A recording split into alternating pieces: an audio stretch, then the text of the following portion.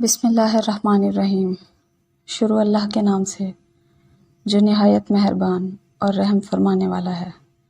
السلام علیکم۔ ایک بزرگ کہتے ہیں کہ میں بعض رفقا کے ساتھ عدن سے چلا۔ جب رات ہوئی تو میرے پاؤں میں کوئی چیز لگ گئی جس کی وجہ سے میں چل نہ سکا۔ تنہا سمندر کے کنارے بیٹھا رہا۔ میں دن بھر کا روزے دار تھا اور کھانے کی کوئی چیز میرے پاس نہ تھی۔ میں نے اسی حال میں سونے کا ارادہ کر لیا۔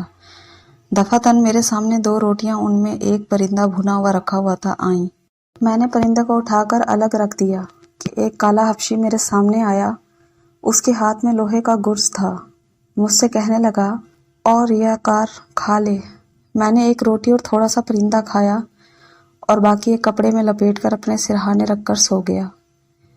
جب میری آنکھ کھلی تو دیکھا کہ کپڑا اسی طرح میرے سر کے نیچے رکھا ہوا ہے اور خالی ہے، نہ روٹی ہے نہ پرندہ۔